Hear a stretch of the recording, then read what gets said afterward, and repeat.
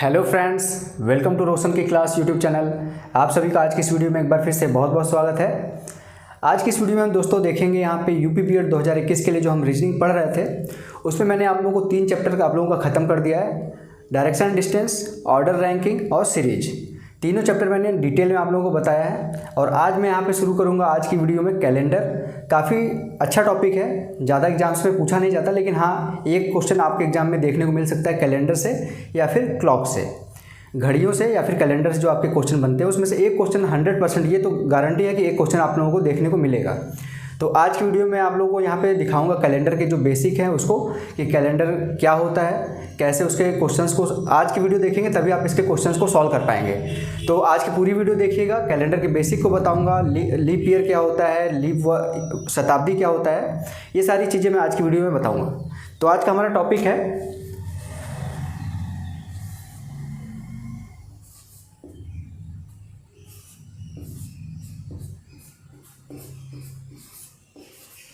Calendar. ठीक है,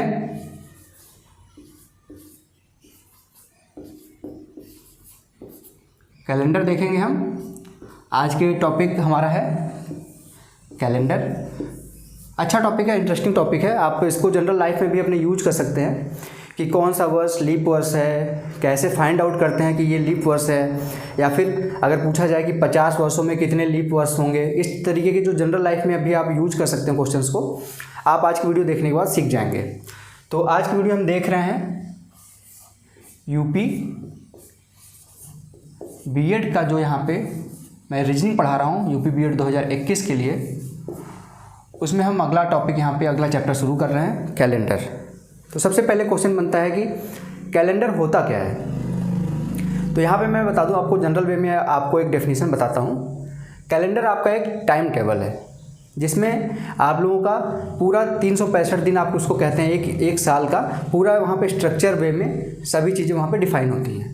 तो कैलेंडर को क्या कह सकते हैं, एक टाइम टेबल है जिसमें क्या रिपीट होता है। अगर पूछा जाए कि कैलेंडर में क्या रिपीटेड है, बार बार क्या रिपीट होता है, तो दिन तो आप कह देंगे कि हाँ दिन रिपीट होता है, लेकिन उसमें आप देखेंगे कि आपके जो वीक होते हैं, सप्ताह होते हैं, वो पैटर्न आपका नहीं चेंज होता, वो फिक्स रहता है। आपका रविवार से स्टार्ट होता है, जो यहाँ पे हम मानते हैं। जिस कैलेंडर का यूज करते हैं उसके बारे में अभी बताऊंगा कि किस कैलेंडर का यूज करते हैं, पूरी दुनिया वालों में सबसे ज़्यादा किस कैलेंडर का यहाँ पे उपयोग होता है।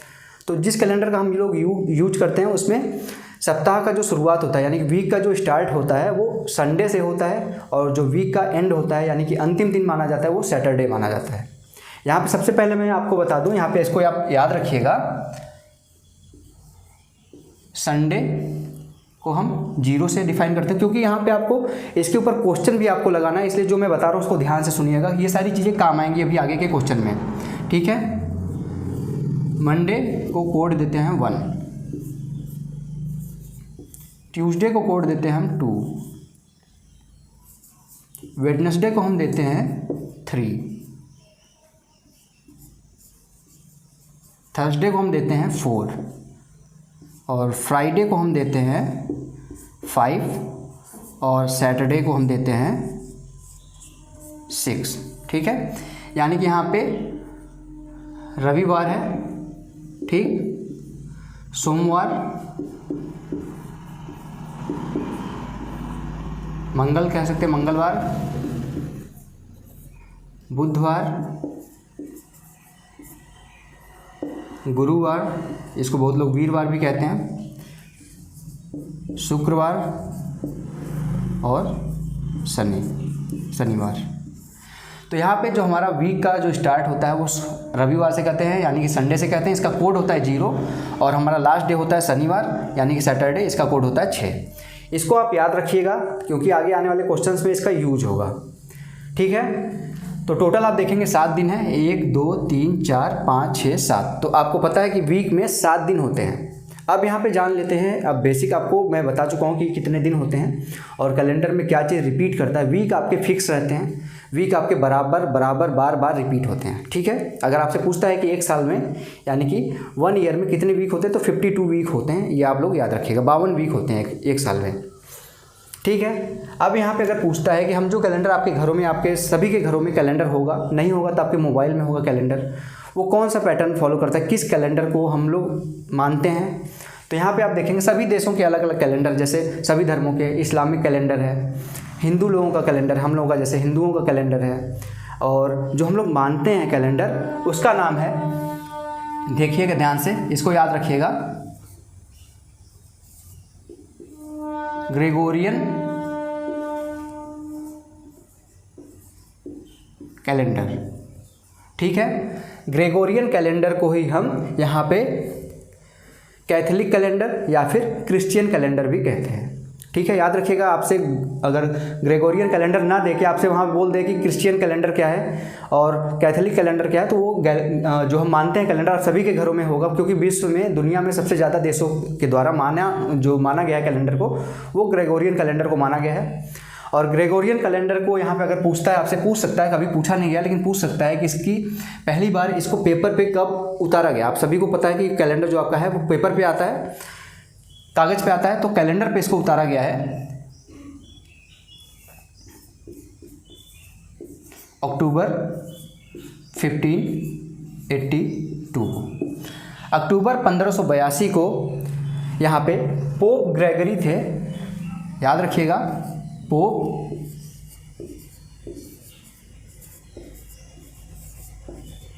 ग्रेगरी थे।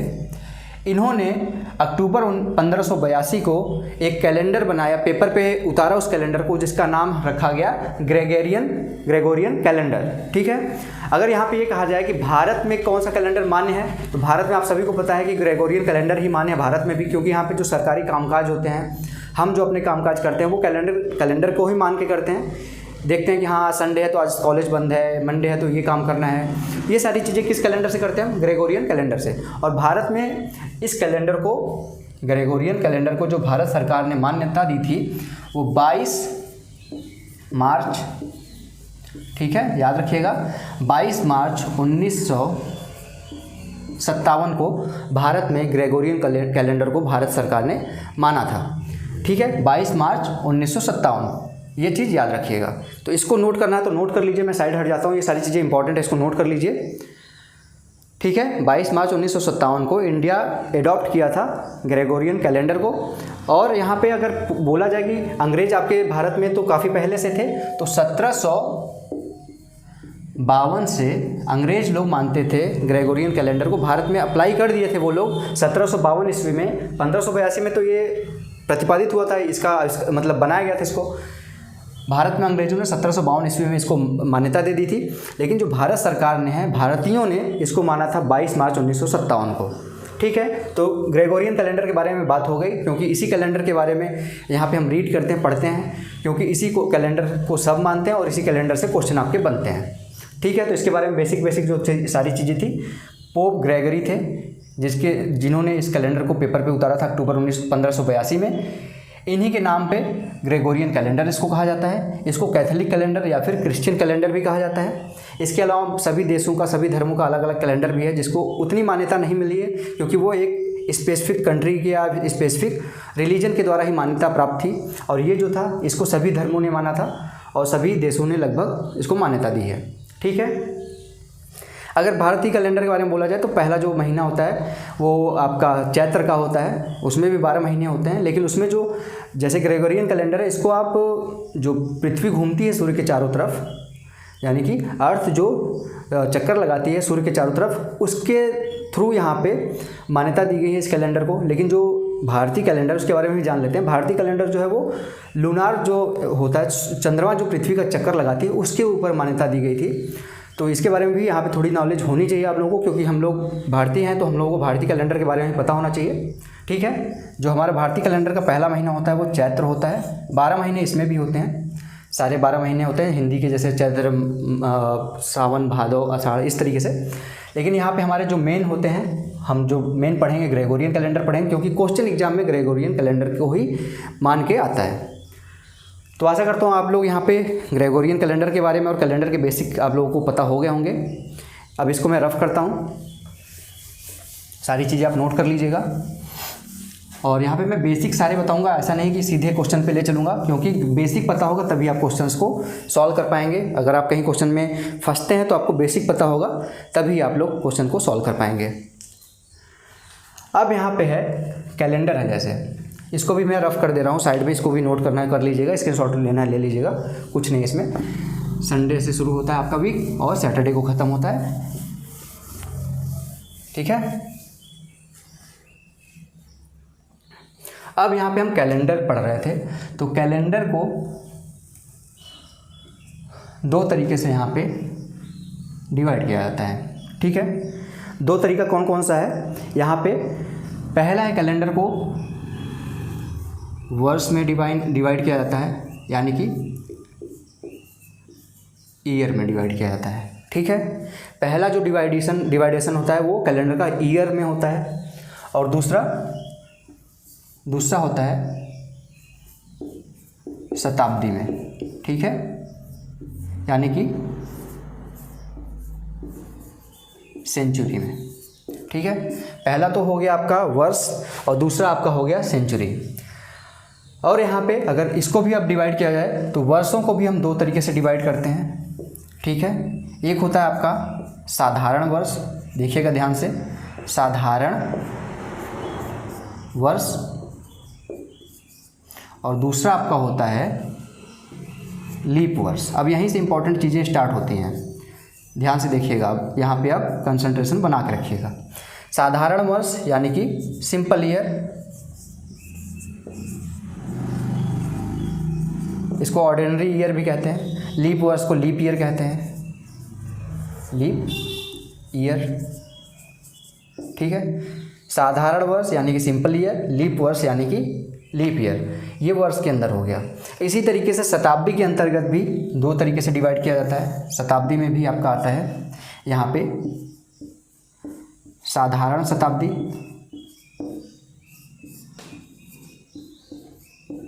ठीक है, साधारण शताब्दी, और यहाँ पे एक आता है लीप शताब्दी, लीप शताब्दी। Simple year, leap year, simple century, leap century, इस तरीके से हम कैलेंडर को डिवाइड करते हैं, ठीक है। अब यहाँ पे डिवाइडेशन किस माध्यम से होता है, किस तरीके से इसको हम डिवाइड करते हैं कि साधारण वर्ष में क्या रखते हैं किस ईयर को, लीप वर्ष में किसको रखते हैं, साधारण शताब्दी में किसको रखते हैं, लीप शताब्दी में किसको रखते हैं, और क्यों यहाँ पे अंतर किया जाता है, किस बेसिस पे। तो यहाँ पे देखिएगा, आप सभी को पता है कि पृथ्वी को, जैसे कि मैंने स्टार्टिंग में आप लोगों को बताया कि जो ग्रेगोरियन कैलेंडर को यहाँ पे मान्यता दी गई है वो पृथ्वी के सूर्य के चारों तरफ चक्कर लगाने के समय के हिसाब से यहाँ पे कैलेंडर बनाया गया है। तो पृथ्वी, आप सभी को पता है कि पृथ्वी सूर्य का चक्कर कितने टाइम में लगाती है। अगर आप लोगों को करेक्ट पता हो तो पृथ्वी जो है वो 365 दिन, सभी लोग कहते हैं 365 दिन में चक्कर लगाती है, लेकिन करेक्ट जो होता है 365 दिन 5 घंटे, ठीक। यहाँ पे कुछ लोग कहते हैं 48 मिनट 40 सेकेंड, कुछ लोग कहते हैं 49 मिनट 12 सेकेंड। सेकेंड मिनट वाले में यहाँ पे कन्फ्यूजन है, क्योंकि यहाँ पे कंट्रोवर्सी चलती है। कुछ लोग या फिर कुछ विद्वान कहते हैं कि 365 दिन 5 घंटे 48 मिनट 40 सेकेंड में ये चक्कर लगाती है, लेकिन कुछ विद्वान कहते हैं कि 365 दिन 5 घंटे 49 मिनट और 12 सेकेंड में चक्कर लगाती है। तो इसको हम यहाँ पे एक फिक्स कंडीशन मान लेते हैं, फिक्स मान लेते हैं कि अगर पूछता है आपसे एग्जाम में तो यहाँ पे सेकंड में आपसे क्वेश्चन नहीं पूछेगा, क्योंकि यहाँ पे बस 365 और 5 घंटे फिक्स है। और वहाँ पे अगर आपके ऑप्शन में 365 दिन 5 घंटे 48 मिनट 40 सेकंड दिया है तो वो आपका सही होगा, या फिर उसमें से आपके 49 मिनट 12 सेकंड दिया होगा तो सही होगा। तो इसको हम मान लेते हैं 365 घंटे दिन 5 घंटे और 49 मिनट, ठीक है। इसको हम इस तरीके से मान लेते हैं, सेकंड वाले को छोड़ देते हैं मोटा मोटा। तो ये हो गया आपका एक चक्कर लगाने में सूर्य का पृथ्वी को इतना समय लगता है।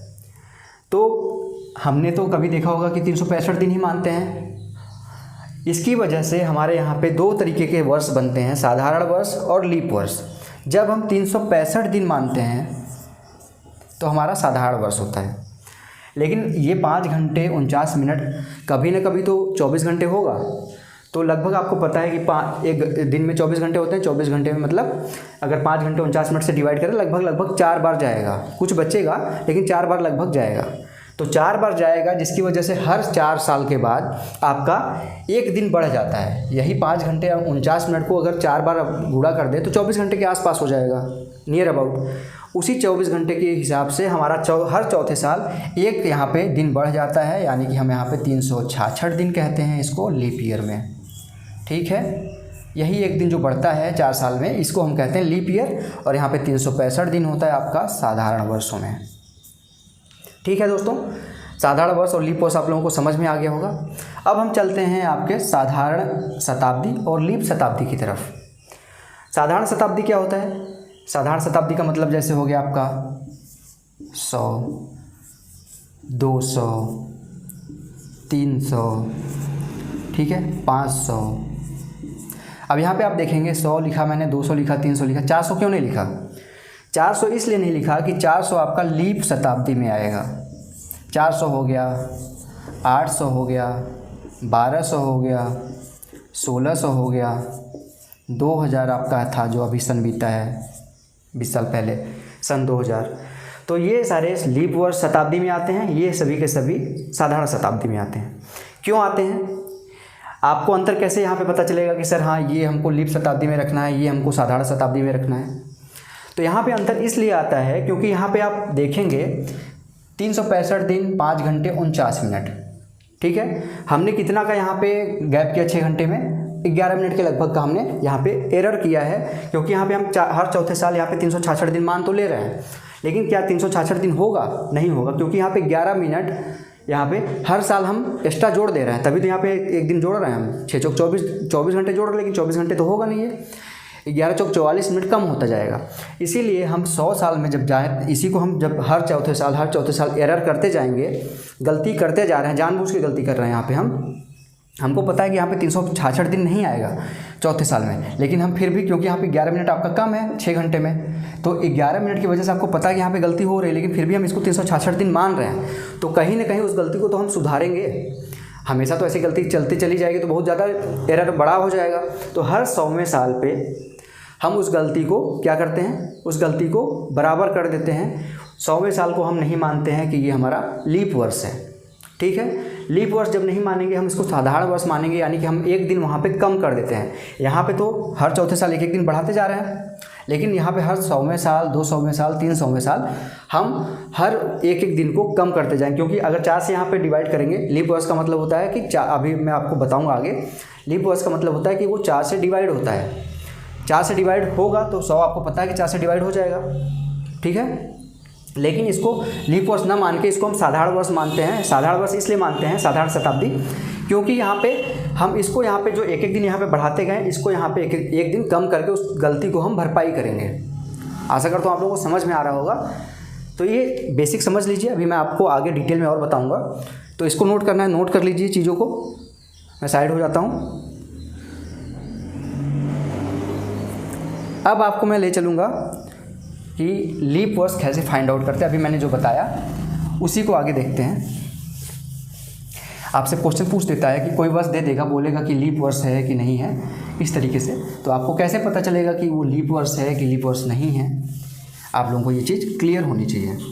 बहुत आसान चीज़ है, इसको हम जल्दी से देखते हैं। सिंपल सी चीज़ है।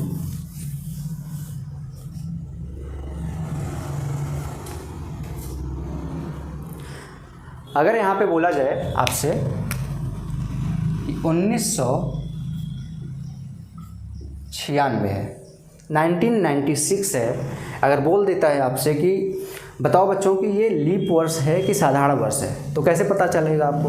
आप याद तो होगा नहीं कि इसमें 365 दिन था कि 366 दिन था। तो आप क्या करिए, ये जो लास्ट के 2 डिजिट हैं, लास्ट के जो भी सन होगा उसमें लास्ट में 2 नंबर तो होगा ही, इसको आप 4 से भाग दे दीजिए।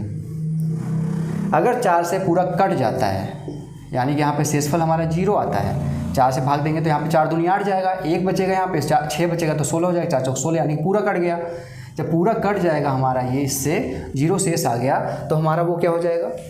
वो हमारा लीप वर्ष हो जाएगा। ठीक है, जब हमारा पूरा का पूरा वर्ष जो दिया गया है, जैसे 2000 हो गया, 2000 4, इसको अगर कहा जाए कि लीप वर्ष है कि नहीं है तो 4 से भाग दे दीजिए। 4 से भाग देंगे किसमें, इसमें लास्ट के 2 डिजिट में। पूरे में भाग देंगे तो चीज़ें वही आएंगी, थोड़ा सा टाइम ज़्यादा लगेगा, इसलिए लास्ट के 2 डिजिट में अगर 4 से भाग चला जा रहा है तो बाकी सभी में चला जाएगा। 4 से अगर भाग चला जा रहा है, 4 कम 4 कट जा रहा है, यहाँ पे 0 आ रहा है शेष, तो इसका मतलब ये भी आपका लीप वर्ष है। ठीक है, लीप वर्ष आपने फाइंड आउट करना पता लगा लिया कि कैसे फाइंड आउट यहाँ पे करते हैं कि लीप वर्ष कौन सा है। ठीक है, अब यहाँ पे आपको अगर कहा जाए कि लीप शताब्दी यानी कि लीप सेंचुरी आपको कैसे फाइंड आउट करना है, तो लीप सेंचुरी फाइंड आउट करने के लिए लीप सेंचुरी अगर फाइंड आउट करना है, ठीक है, लीप सेंचुरी फाइंड आउट करना है यानी कि लीप शताब्दी आपको फाइंड आउट करना है। यहाँ पे अगर दे देता है आपको साल 2000 दे देता है, अभी मैंने आपको बताया 2000, तो इसको किससे भाग दे देंगे आप, 400 से। यहाँ पे 4 से क्यों भाग नहीं दिया, अभी मैंने आप लोगों को बताया था कि जब भी शताब्दी वाला चीज़ फाइंड आउट करना होगा आपको 400 से भाग देना होगा। जैसे यहाँ पे हो गया आपका 1500, इसको भी आप 400 से भाग देंगे। ये कटेगा, नहीं कटेगा, नहीं कटेगा, इसका मतलब है कि ये लीप वर्ष, लीप शताब्दी नहीं है, ये लीप शताब्दी नहीं है। अगर यहाँ पे इसको काटें तो इससे कट जाएगा ये पूरा का पूरा, यानी कि ये लीप शताब्दी है। ठीक है, यहाँ पे आप लोगों को इस तरीके से पता करना है कि लीप शताब्दी कैसे निकालते हैं और लीप ईयर कैसे निकालते हैं। लीप शताब्दी कैसे निकालते हैं, किसी भी जो शताब्दी दी गई हो उसको 400 से भाग दे दीजिए, और लीप शताब्दी तभी फाइंड आउट करेंगे जब इस तरीके से वैल्यू दी गई हो, 100, 200, 300, 500, 400, 1000, 1500, 1700। जब भी 100 में वैल्यू दी गई है तो हम लीप शताब्दी यहाँ पे फाइंड आउट करेंगे, और वहाँ पे हम क्या करेंगे, 400 से भाग देंगे। 400 से अगर पूरा पूरा कट जाता है तो लीप शताब्दी है, नहीं कटता है तो लीप शताब्दी नहीं है। और लीप ईयर आप लोगों को फाइंड आउट करना भी मैंने बता दिया, जो भी सन दिया है उसके लास्ट की 2 नंबर को 4 से भाग दे दीजिए, वो कट जाएगा तो लीप ईयर होगा, नहीं कटेगा तो लीप ईयर नहीं होगा। ठीक है, आशा करता हूँ आप लोगों को लीप ईयर फाइंड आउट करना और लीप सेंचुरी फाइंड आउट करना आ गया होगा। अब हम यहाँ पे चलेंगे, इम्पॉर्टेंट यहाँ पे टाइप पार्ट अब मैं आप लोगों को बताऊँगा कि ऑड यहाँ पे विषम दिनों की संख्या कैसे फाइंड आउट करते हैं। ठीक है, विषम दिनों की संख्या अगर आपसे पूछता है, आपसे एग्जाम में क्वेश्चन बनता है यहाँ पे कि विषम दिनों की संख्या, विषम दिनों की संख्या यहाँ पे आप लोगों से पूछ लेगा। विषम दिनों की संख्या, विषम दिनों की संख्या यानी कि ऑड डेज, ऑड डेज पूछ लेगा आपसे। कोई भी दे देगा कि बोल देगा कि एक साधारण वर्ष में आपको विषम दिनों की संख्या बतानी है या फिर एक लीप वर्ष में विषम दिनों की संख्या बतानी है, तो कैसे निकालेंगे आप लोग याद रखिएगा। अभी मैं बता रहा हूँ आप लोगों को। साधारण वर्ष में कितने दिन होते हैं, साधारण वर्ष में अभी मैंने आपको स्टार्टिंग बताया, साधारण वर्ष में 365 दिन होते हैं। जब 365 दिन होते हैं तो क्या करेंगे, और वीक में हमारे कितने दिन होते हैं, आपको मैंने स्टार्टिंग में जो यहाँ पे लिखा था संडे से लेके सैटरडे तक, उसमें कितने दिन थे आप सभी को पता है, वीक में 7 दिन होते हैं। तो 365 दिन जो होता है एक लीप यहाँ पे साधारण वर्ष में, उसमें हम 7 से भाग दे देंगे। ठीक है, 7 से भाग देंगे तो क्या आएगा, अब भाग देना तो सबको आता होगा, 7 × 5 = 35, 1 बचा, यहाँ पे 2 बचा, 7 दूनी 14, यानी कि 52 सप्ताह तो आपके आ गए। 7 से भाग देंगे इसमें तो 52 सप्ताह आपको मैंने बताया था स्टार्टिंग में, एक लीप वर्ष हो या फिर एक साधारण वर्ष हो उसमें 52 सप्ताह होते हैं। लेकिन जब पूरा यहाँ पे काटे हैं आप तो यहाँ पे शेष क्या बचा है, 1 बचा है। 7 दूनी 14 हो गया, लेकिन यहाँ पे 15 था तो 1 शेष बचा। यानी कि अगर आपसे यहाँ पे पूछता है कि विषम दिनों की संख्या कितनी होगी साधारण वर्ष में, तो साधारण वर्ष में विषम दिनों की संख्या होगी 1। ठीक है, साधारण वर्ष में विषम दिनों की संख्या क्या होगी, 1 होगी। लेकिन यहाँ पे अगर यहाँ पे हो गया, ये साधारण वर्ष है, साधारण वर्ष। अब यहाँ पे अगर हम लीप वर्ष में पूछें आपसे कि लीप वर्ष में विषम दिनों की संख्या कितनी होगी, सेम यही प्रोसेस करिए। उसमें कितने दिन होते हैं एक साल में, आपको मैंने बताया था 366 दिन, उसको आप 7 से भाग देंगे तो 7 × 5 = 35, 1 बचा यहाँ पे और 6 बचा यहाँ पे, 7 दूनी 12, 7 दूनी 14 और 2 यहाँ पे शेष बच गया। यहाँ पे 14 गया लेकिन 16 था, यानी कि यहाँ पे विषम दिनों की संख्या क्या आ जाएगी, 2 आ जाएगी। साधारण वर्ष में विषम दिनों की संख्या 1, लीप वर्ष में विषम दिनों की संख्या 2। ठीक है, इस तरीके से आप निकालेंगे कि साधारण वर्ष में विषम दिनों की संख्या क्या है और लीप वर्ष में विषम दिनों की संख्या कैसे करते हैं फाइंड आउट। ठीक है, आशा करता हूँ आप लोग यहाँ पे अब फाइंड आउट कर लेंगे विषम दिनों की संख्या। अब इसको हम रिमूव करते हैं, यहाँ पे मिटाते हैं इसको। उसके बाद आगे चलते हैं, आगे की चीज़ों को देखेंगे यहाँ पे कि कैसे यहाँ पे फाइंड आउट किया जाता है लीप वर्ष। कितने लीप वर्ष, जैसे कोई साल दे दिया कि कुछ साल दे दिए, जैसे 40 साल दे दिया, 50 साल दे दिया, उसने पूछ लिया आपसे कि इसमें बताइए कितने लीप ईयर होंगे। ठीक है, अब सारी चीज़ें जो मैं बता रहा हूँ सारी चीज़ें इंपॉर्टेंट हैं, तो ध्यान से देखिएगा। यहाँ पे क्वेश्चन है आपका, एग्जाम्पल है, ध्यान से देखिएगा। 40 वर्षों में लीप वर्षों की संख्या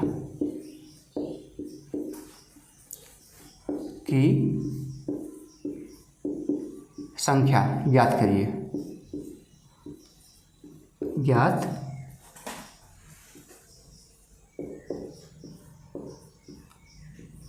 करिए। यहाँ पे क्वेश्चन ध्यान से देखिएगा, इंपॉर्टेंट क्वेश्चन है, क्योंकि सारे जो मैं बता रहा हूँ चीज़ें आगे चल के जो एडवांस क्वेश्चन आएंगे उसमें ये सारी चीज़ें यूज होंगी। तो ऐसा मत समझिएगा कि बस मैं ऐसे ही बता रहा हूँ। 40 वर्षों में अगर पूछता है कि लीप वर्षों की संख्या ज्ञात करिए, तो यहाँ पे मैंने आप लोगों को बताया था लीप वर्ष कैसे फाइंड आउट करते हैं। संख्या को हम 4 से डिवाइड करते हैं, अगर वो पूरा कट जाता है तो लीप वर्ष होगा। यानी कि अगर हम 40 को डिवाइड करते हैं, जितनी भी संख्या आएगी 40 को हम किससे डिवाइड करेंगे, 40 को हम डिवाइड कर रहे हैं 4 से। 4 दहा में 40, तो यहाँ पे 10 आया, यानी कि 10 हमारे 40 वर्षों में लीप वर्षों की संख्या हमारी 10 होगी। कोई भी संख्या दे दी जाए आपसे, जैसे 40 है, 50 है, 60 है, उसको हम 4 से डिवाइड कर देंगे, 4 से भाग दे देंगे। जो संख्या आएगी, जैसे यहाँ पे अगर 60 होता, यहाँ पे हम 4 से भाग दे देते तो कितना आता, 15 आता। तो 15 वर्ष होते हैं हमारे लीप वर्ष। और बचे हुए, जैसे यहाँ पे 40 वर्ष थे, इसमें अगर हमने 4 से भाग दिया, 10 वर्ष हमारे लीप के आ गए, तो साधारण वर्ष कितने होंगे, 40 में से 10 निकाल दिए तो 30 वर्ष हमारे साधारण होंगे, 10 वर्ष हमारे लीप ईयर होंगे। उसी तरीके से यहाँ पे अगर 60 में हम 4 से भाग देंगे तो 15 साल हमारे आगे लीप वर्ष, बचे कितने, 45 वर्ष। 45 वर्ष हमारे साधारण वर्ष होंगे और 15 वर्ष हमारे लीप वर्ष होंगे। ठीक है, लेकिन यहीं पे अगर क्वेश्चन आपसे यहाँ पे बोलता है, इसी में क्वेश्चन थोड़ा सा और बढ़ा के बोल देगा कि 100 वर्षों में लीप वर्षों की संख्या ज्ञात कीजिए। 100 वर्षों में आपको ज्ञात करना है, अब लीप वर्षों की संख्या ज्ञात करनी है। तो क्या इस तरीके से करेंगे, 100 डिवाइड बाई 4 कितना आएगा, 25। आप इसका आंसर क्या बताएंगे, 25 आएगा इसका आंसर कि 25 वर्ष है हमारे, 100 वर्ष में 25 लीप ईयर हैं। नहीं, यहाँ पे गलत हो जाएगा। इस तरीके से आप करेंगे तो गलत हो जाएगा, क्योंकि मैंने आपको स्टार्टिंग में बताया था, जब भी इस तरीके से आए 100, 200, 300, 400, इस तरीके से शताब्दी वाले, उसको हम किससे डिवाइड करते हैं, 400 से। क्या 400 से ये कटेगा, नहीं कटेगा। यानी कि 100वां वर्ष जो होगा, 96 तक तो आपको निकाल लिया आपने, 96 तक अगर 4 से भाग देंगे तो कितना आएगा, 24 आएगा। 24 लीप वर्ष तो मिल गया आपको, लेकिन जो 100वां वर्ष था वो भी आपके हिसाब से लीप वर्ष होना चाहिए था। लेकिन यहाँ पे हम 100 को 400 से भाग देंगे, 100 400 से तो कटेगा नहीं, यानी कि जो 100वां साल होगा वो हमारा लीप वर्ष नहीं होगा, साधारण वर्ष होगा। यानी कि अगर आपसे पूछता है कि 100 वर्षों में लीप वर्षों की संख्या, तो 100 वर्षों में लीप वर्षों की संख्या 24 साल। टोटल 24 ऐसे ईयर होंगे 100 साल में जो लीप वर्ष होंगे, और यहाँ पे 76 ईयर ऐसे होंगे जो साधारण वर्ष होंगे। ठीक है, तो 100 सालों में कैसे ज्ञात करते हैं ये आप लोगों को मैंने बता दिया। इसको आप समझ लीजिए, नोट कर लीजिए, तब मैं इसको रफ करता हूँ। आशा करता हूँ दोस्तों आप लोग समझ गए होंगे। अब इसके आगे हम चलते हैं, आगे फाइंड आउट करते हैं कि आगे की चीज़ें कैसे एडवांस लेवल पे धीरे धीरे बढ़ती हैं। 100 वर्षों में आपने देख लिया कि लीप वर्षों की संख्या कितनी है, 24 आई। अभी लास्ट क्वेश्चन में आपने देखा कि 100 वर्षों में लीप वर्षों की संख्या कितनी आई है, 24 आई है। ठीक है, अगर यहीं पे आपसे बोलता है 200 वर्षों में बताइए लीप वर्षों की संख्या, 200 सालों में लीप वर्ष कितने होंगे ये आपको बताना है। तो 100 साल में कितने आए थे? 100 साल में आए थे 24। तो 200 साल में कितने हो जाएंगे? 200 साल में कितने हो जाएंगे? 24 गुणे 2 कर दीजिए, 48 साल हो जाएंगे। अगर यहाँ पे 300 सालों में पूछता है तो क्या करेंगे? 24 गुणे 3 कर दीजिए, 24 गुणे 3 72 होता है, 72 साल आ जाएंगे। 100 वर्षों में हमने निकाल लिया। किस तरीके से निकाला? 96 को आप 4 से भाग दे देंगे, 24 आ जाएगा। 100वां वर्ष तो आपका शताब्दी में काउंट होगा, तो वो आपका लीप वर्ष नहीं होगा। तो 96 टोटल हमने जब डिवाइड किया 4 से तो 24 आया, यानी कि 100 वर्षों में हमारे लीप वर्ष आए 24। तो उसी तरीके से 2 वर्षों में हमने निकाल लिया कि गुणा कर दिया 2 से, तो 24 गुणे 2 48 हो गया। 300 वर्षों में हमने निकाला तो 24 गुणे 3 72 हो गया। इसी तरीके से अगर यहाँ पे 400 वर्ष बोलता है तो 400 वर्षों में कितना आना चाहिए? यहाँ पे 48 का डबल हो जाएगा, 96 हो जाएगा। लेकिन यहाँ पे आप ध्यान दीजिएगा, 400 जो वर्ष है यहाँ पे अगर हम 400 को किससे डिवाइड करेंगे? शताब्दी वर्ष था तो यहाँ पे 400 से डिवाइड करेंगे, यानी कि 400 से तो पूरा कट जाएगा। यानी कि जो 100वां वर्ष था, 200वां वर्ष था, 300वां वर्ष था, वो तो आपको पता है कि 400 से कटेगा नहीं। लेकिन जो 400वां वर्ष था वो हमारा 400 से कट जाएगा, यानी कि हमारा एक लीप वर्ष और आ जाएगा। यानी कि 96 नहीं होगा, यहाँ पे क्या हो जाएगा? एक और बढ़ जाएगा। यहाँ पे कितना आ जाएगा लीप वर्षों की संख्या? 97 हो जाएगा। ठीक है, हर 400वें साल पे एक लीप वर्ष ऐड होता जाएगा। ठीक है, ये चीज़ याद रखिएगा। आशा करता हूँ आप लोगों को यहाँ पे ये सारी चीज़ें समझ में आ रही होंगी कि लीप वर्ष कैसे फाइंड आउट करते हैं। मैंने आप लोगों को बेसिक जो साल दिया है, जैसे 1996, 2004, 2008, 2012, इस तरीके से अगर दिया है तो लीप वर्ष कैसे फाइंड आउट करते हैं? 4 से भाग देते हैं। लेकिन अगर शताब्दी वर्ष दिया रहा है 100, 200, 300, 400 इस तरीके से, तो कैसे लीप वर्ष फाइंड आउट करते हैं? इस तरीके से करते हैं। 100 है आपका, तो पहले तो 100 को आप शताब्दी वर्ष से डिवाइड करेंगे, 100 को 400 से डिवाइड करेंगे तो नहीं कटेगा, यानी कि 100वां वर्ष जो होगा वो लीप वर्ष नहीं होगा। बाकी जो बचे रहेंगे 100 के पहले के कौन सा लीप वर्ष होगा? 96 वाला। तो 96 तक को 4 से डिवाइड कर देंगे तो 24 आएगा, 24 आ गया। उसी तरीके से 100 का डबल हुआ 200, इधर भी 2 से गुणा कर दीजिए, 100 में गुणा करेंगे 2 से, इधर भी 24 में गुणा करेंगे 2 से तो 48 आ गया। 100 में गुणा करेंगे 3 से तो 300 हो जाएगा, 24 में गुणा करेंगे 3 से तो 72 हो जाएगा, 100 में गुणा करेंगे 4 से तो 400 हो जाएगा। लेकिन यहाँ पे 24 में गुणा करेंगे 4 से तो कितना हो? 96 होगा। लेकिन 400वां वर्ष भी हमारा लीप वर्ष होगा। अभी जो हम छोड़ते आ रहे थे एक एक साल, इसको नहीं छोड़ेंगे। 400वां वर्ष भी हमारा लीप वर्ष होगा, यानी कि हम एक वर्ष इसमें और ऐड कर देंगे। यानी कि अगर वहाँ पे क्वेश्चन पूछता है कि 400 सालों में लीप वर्षों की संख्या कितनी होगी, तो 97 होगी। और साधारण वर्षों की संख्या कितनी होगी? 303। 400 में से 97 लीप वर्ष, 303 साधारण वर्ष। इस चीज़ को आप नोट करना है तो नोट कर लीजिए। ठीक है, कैसे इसको फाइंड आउट किया है इसको आप आराम से देख के समझ लीजिए। अब दोस्तों यहाँ पे हमने आप लोगों को दिखाया कि लीप ईयर कैसे फाइंड आउट करते हैं। अब यहाँ पे इंपॉर्टेंट चीज़ देखेंगे यहाँ पे कि यहाँ पे विषम दिनों की संख्या कैसे निकालते हैं। विषम दिनों की संख्या क्यों निकालना इंपॉर्टेंट है, क्यों आना चाहिए? क्योंकि आपसे एक क्वेश्चन बनता है, एग्जाम में कई बार पूछा गया है कि शताब्दी वर्ष जो होता है उसका अंतिम दिन कौन सा दिन नहीं हो सकता, या फिर शताब्दी का जो वर्ष होता है उसका अंतिम दिन कौन सा हो सकता है। वहाँ पे आपको इस तरीके से क्वेश्चन पता लगाने के लिए आप लोगों को विषम दिनों की संख्या पता होनी चाहिए कैसे निकालते हैं। तो यहाँ पे देखते हैं विषम दिनों की संख्या निकालना। विषम दिनों की संख्या, आपसे बोल देगा विषम दिनों की संख्या आप फाइंड आउट करिए। कैसे फाइंड आउट करेंगे अभी मैं आप लोगों को दिखाता हूँ। अगर वहाँ पे क्वेश्चन बोलता है 100 वर्षों में विषम दिनों की संख्या, विषम दिनों की संख्या, 100 वर्षों में विषम दिनों की संख्या कितनी होगी। अगर आपसे क्वेश्चन बोलता है कि 100 वर्षों में विषम दिनों की संख्या कितनी होगी, तो मैंने आपको अभी बताया कि 100 वर्षों में कितने लीप ईयर होते हैं? 24। 100 वर्षों में कितने साधारण वर्ष होते हैं? 76। कैसे पता चला? अभी मैंने आपको लास्ट में बताया था। विषम दिनों की यहाँ पे लीप वर्ष कितने होंगे?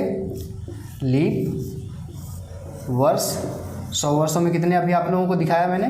24। साधारण वर्ष कितने हो जाएंगे? साधारण वर्ष कितने हो जाएंगे? 100 में से 24 हटाएंगे तो 76 बचेगा। अब 24 में 2 का गुणा कर दीजिए, 76 में 1 का गुणा कर दीजिए। अब यहाँ पे 2 का गुणा 1 का गुणा क्यों किया गया है ये आपको समझ में आना चाहिए, क्योंकि मैंने आप लोगों को बताया था यहाँ पे कि एक साधारण वर्ष में कितने विषम दिन होते हैं, एक लीप वर्ष में कितने विषम दिन होते हैं, 2। कैसे, साधारण वर्ष में यानी कि 365/7, ठीक है, और लीप वर्ष मतलब 366/7, तो उसमें 2 शेष आएगा लीप वर्षों में और 2 विषम दिन होंगे, और इसमें आपका साधारण वर्ष में 1 शेष आएगा यानी कि 1 विषम दिन होंगे। तो 1 लीप वर्ष में 2 विषम दिन यानी कि 24 लीप वर्ष में 2 गुणा कर देंगे, 76 में 1 का गुणा कर देंगे, तो यहाँ पर 24 × 2 कितना आएगा, 48 आएगा, ठीक है, 48, और 76 में 1 का गुणा करेंगे कितना आएगा, 76, दोनों को जोड़ दीजिए कितना है, 124, 8 6 14 और 7 4 11 12। अब 124 क्या विषम दिनों की संख्या है, नहीं, क्योंकि 124 अभी आपका 7 से डिवाइड होगा, 7 से विभाजित होगा, 7 से विभाजित जब तक होगा तब तक वो विषम दिनों की संख्या नहीं होगी, क्योंकि विषम दिनों की संख्या हमारी 0 से 6 के बीच में आएगी। जब भी कोई संख्या 7 से विभाजित हो रही है तो वो विषम दिनों की संख्या में काउंट नहीं होगी। तो 124 को 7 से डिवाइड करेंगे कितना आएगा, 7 × 7, 5 4 7 7 49। अब यहाँ पे शेष कितना आया, 5। जो शेष आएगा वही विषम दिनों की संख्या होगी। 100 वर्षों में विषम दिनों की संख्या कितनी हो गई, 5। याद रखिएगा इस चीज़ को, साइड में कहीं लिख भी लेते हैं। 100 वर्षों में विषम दिनों की संख्या आ गई आपकी 5, ठीक है। अब इस चीज़ को हम यहाँ पे अब देखते हैं 200 वर्षों में कैसे निकालेंगे विषम दिनों की संख्या, ठीक है। 100 वर्षों में तो हमने देख लिया, अब 200 वर्ष में कैसे निकाला जाएगा इसको भी देख लेते हैं। फिर 300 वर्ष में देखेंगे, फिर 400 वर्ष में देखेंगे कैसे फाइंड आउट करते हैं, क्योंकि ये सारी चीज़ें इंपॉर्टेंट है। अब 200 वर्षों में विषम दिनों की संख्या यानी कि लीप वर्ष पहले मतलब पता लगाना होगा। अभी हमने देखा लीप वर्ष कितने थे 200 वर्षों में, 48 थे, 24 × 2। तो साधारण वर्ष कितने बचेंगे, 200 में से 48 घटाएंगे तो 152 आपके साधारण वर्ष बचेंगे। दोनों को जोड़ेंगे तो कितना आएगा, 152। और यहाँ पे लेकिन अभी 2 का गुणा यहाँ पे करेंगे, यहाँ पे 1 का गुणा करेंगे तो 48 × 2 96, 152 × 1 152 ही बचेगा। 152 और 96 248। अब 248 में क्या करेंगे, 7 से भाग देंगे, 7 × 21, 3 और 8, 7 बचे 35, शेष कितना बचा, 3। यानी कि 200 वर्षों में लीप वर्षों की यहाँ पे विषम दिनों की संख्या कितनी हो गई, 3, ठीक है। कैसे किया है ये आप लोग ध्यान से देख लीजिएगा। अब यहाँ पे हम लिख लेते हैं 200 वर्षों में हमारे विषम दिनों की संख्या कितनी आई है, 3 आई है। इसको नोट करना है, नोट कर लीजिए वीडियो रोक के। अब हम चलते हैं देखते हैं 300 वर्षों में कितने हमारे विषम दिनों की संख्या आती है, ठीक है। 300 वर्षों में देखेंगे, फिर 400 में देखेंगे, फिर उसके बाद आपको मैं कॉन्सेप्ट क्लियर करूँगा कि क्यों ये सब देख रहे हैं हम। 300 वर्षों में विषम दिनों की संख्या कैसे निकालेंगे। 300 वर्षों में हम सबसे पहले लीप वर्ष निकालेंगे। आपको पता है कि 300 में लीप ईयर कितने होंगे, 24 × 3 यानी कि 72, और 72 अगर 300 में से हटाते हैं तो साधारण वर्ष कितने बचेंगे, 228। अब 228 में 1 का गुणा होगा, 72 में 2 का गुणा होगा, 72 में 2 का गुणा करेंगे तो 144, 228 में 1 का गुणा करेंगे तो 228 ही रहेगा, ठीक है, 228। दोनों को जोड़ दीजिए, 8 4 12, 4 2 6 7 और 2 1 3, 372 आया। 372 को 7 से भाग देंगे, 7 बचे 35, 2 और 2 7 × 21, यानी कि यहाँ पे शेष बचा कितना, 1। तो 300 वर्षों में हमारे विषम दिनों की संख्या कितनी आ गई, 1 आ गई। यहाँ पे इसको भी लिख लेते हैं साइड में, ठीक है। 300 वर्षों में विषम दिनों की संख्या कितनी आ गई, 1 आ गई। 300 वर्षों में विषम दिनों की संख्या कितनी आ गई, 1 आ गई। ये साइड में क्यों लिख रहे हैं अभी मैं आप लोगों को क्लियर कर दूंगा, जिससे आप लोगों को हेल्प होगा, इसीलिए लिख रहा हूँ मैं। अब 400 वर्षों में ध्यान दीजिएगा, थोड़ा सा यहाँ पे चेंज होगा क्योंकि यहाँ पे लीप वर्ष चेंज होंगे। यहाँ पे 24 × 4 नहीं करेंगे क्योंकि आपको पता है 400 वर्षों में लीप वर्ष की संख्या कितनी थी, यहाँ पे 97 थी। जब 400 वर्षों में 97 आपके लीप वर्ष हो जाएंगे तो साधारण वर्ष कितने बचेंगे, 303। 97 × 2 कर दीजिए, 303 × 1 कर दीजिए, 97 × 2 करेंगे कितना आएगा, 7 दूनी 14 यानी कि 194। 303 में 1 का गुणा करेंगे तो 303 ही रहेगा। 303 और 194 जोड़ेंगे, 4 3 7 9 ही रहेगा, 3 1 4। अब इसको किससे भाग देंगे, 7 से भाग देंगे। अब देखेंगे 7 7 49, कट जाएगा, यहाँ पे 7 बचेगा, यानी कि यहाँ पे आपका आ जाएगा 7 एकम 7।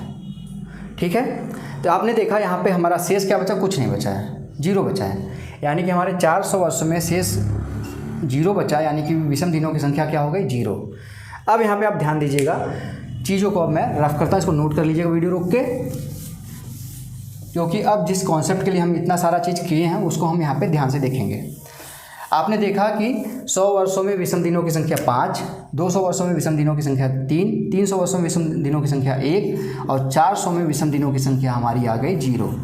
अब यही चीज़ दोबारा रिपीट होगा, 500 पे जाएंगे तो फिर से वही रिपीट होता चला जाएगा। ठीक है, तो यहाँ पे आपको मैंने स्टार्टिंग में बताया था कि संडे का कोड मैंने आप लोगों को बताया था, 0 से शुरू करते हैं, मंडे 1, ट्यूसडे 2, वेंसडे बुधवार 3, थर्सडे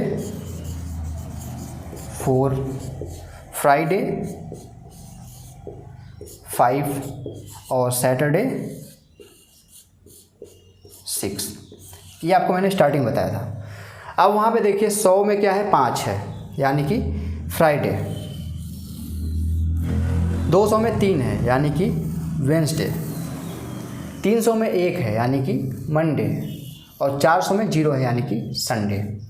ये क्या है, ये क्यों मैं इस तरीके से कर रहा हूँ, जो भी यहाँ पे दिन आ रहे हैं, ठीक है, संडे, मंडे, वेंसडे और फ्राइडे, यानी कि रविवार, सोमवार, बुधवार और शुक्रवार आपके शताब्दी के दिन होंगे। जब भी बोलता है आपसे कि शताब्दी का दिन कौन सा हो सकता है, तो इन चारों दिनों में से आपके रविवार, सोमवार, बुधवार और शुक्रवार में से एक दिन आपका शताब्दी का अंतिम दिन हो सकता है। लेकिन कभी भी क्या नहीं हो सकता, शताब्दी का अंतिम दिन मंगलवार, बृहस्पतिवार और शनिवार नहीं हो सकता। ठीक है, इसको कैसे याद रखेंगे, 2, 4, 6। नंबर 2 का दिन जो है, नंबर 4 का दिन जो है, वो नंबर 6 का दिन जो है, वो कभी भी शताब्दी का अंतिम दिन नहीं होगा, 2, 4, 6। और विषम दिन जो है 0, 1, 3, 5, यहाँ पे देखिए 0, 1, 3, 5, ये आपके शताब्दी के दिन हो सकते हैं। इतना मैंने जो चीज़ें बताई, इतना डिफाइन इसलिए किया क्योंकि आपको पता होना चाहिए कि आपसे क्वेश्चन अगर पूछता है कि शताब्दी का दिन कौन सा हो सकता है, तो रविवार, सोमवार, बुधवार और शुक्रवार में से एक दिन हो सकता है, और मंगलवार, बृहस्पतिवार और शनिवार इसमें से शताब्दी का अंतिम दिन नहीं हो सकता कभी भी। तो आज की वीडियो में इतना ही दोस्तों। आशा करता हूँ आप लोगों को समझ में आया होगा जितना भी मैं कैलेंडर के बारे में आपको बताया हूँ। और जो नेक्स्ट पार्ट लाऊंगा उसमें क्वेश्चन कराऊंगा इसके, जो भी आपके इंपॉर्टेंट क्वेश्चन है। और आज की वीडियो इसलिए इंपॉर्टेंट है क्योंकि वो जो इंपॉर्टेंट क्वेश्चन मैं कराऊंगा कैलेंडर से, उसके लिए आज का जो बेसिक है वो तैयार होना ज़रूरी है। इसलिए आप लोगों को अगर आज की वीडियो पसंद आई हो तो प्लीज़ इस वीडियो को लाइक करिएगा, और रेगुलर बेसिस पे ऐसे इन्फॉर्मेटिव वीडियोस देखने के लिए रोशन की क्लास यूट्यूब चैनल को सब्सक्राइब कर लीजिए, और साथ ही साथ बेल आइकन को दबा लीजिए, जिससे मैं आप लोगों के लिए कोई वीडियो यहाँ पे अपलोड करता हूँ, आप लोगों के नॉलेज के लिए, यहाँ पे आप लोगों की हेल्प के लिए, तो उसकी नोटिफिकेशन आप तक पहुँच जाए। तो फ्रेंड्स, मिलते हैं नेक्स्ट वीडियो में, तब तक के लिए आप लोगों का बहुत बहुत धन्यवाद। जय हिंद, वंदे मातरम।